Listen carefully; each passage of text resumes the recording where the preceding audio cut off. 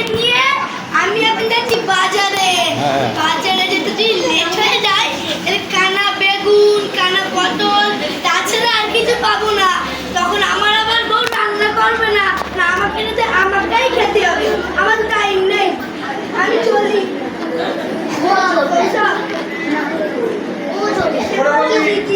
পড়তে পারে না, কারণ সময় নেই।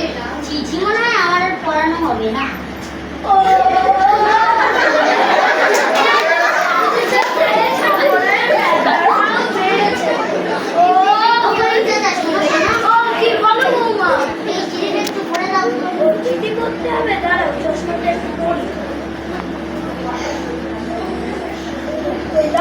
জোরে জোরে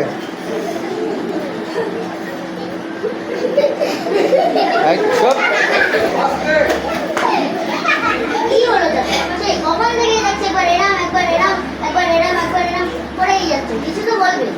আসলে বৌমা আমার চোখের পাওয়ারটা এত বেড়েছে যে সে আর কি বলবো। হ্যাঁ, তোমার শুধু পড়তে গেলেই চোখের পাওয়ার বেড়ে যায়, আর রান্নার সময় কে কি করছে সেগুলো ভালো করেই দেখতে। কি যে বললো তুমি বৌমা। আচ্ছা এই নাও তোমার চিঠি, আমি আসি তাহলে।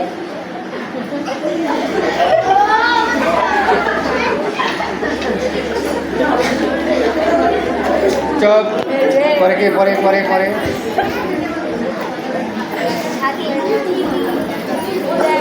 পরে কে চলে এসো।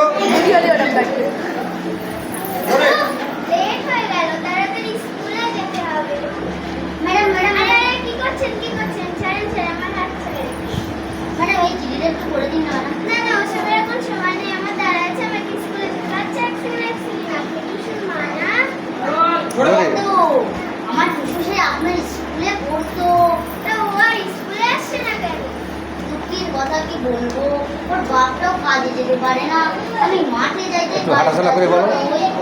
তাই জন্য যেতে পারে না। একটু ঘোরাফেরা করে বলো। আমি জানি না, যদি আপনার মেয়েকে আপনি স্কুলে পাঠাতে পারেন তবেই আমি আপনার চিঠি করে দেব। আচ্ছা বাবা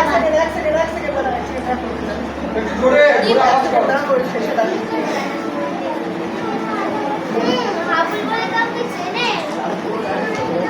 হ্যাঁ, হাবুল আমার দিদির ছেলে। কি হয়েছে ম্যাডাম? হাবুল চাকরি পেয়েছে, বড় অফিসার হয়েছে, তাই তোমাকে চিঠি লিখেছে।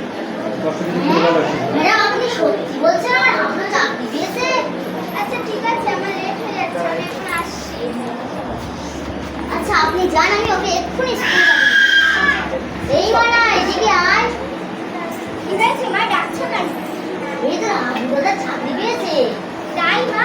হ্যাঁ রে, যা তুই ভালো করে পড়াশোনা কর, অনেক বড় হবে, তাহলে চিঠি করতে আমাকে আর লোক রাখতে হবে না। যা মা। ঠিক আছে।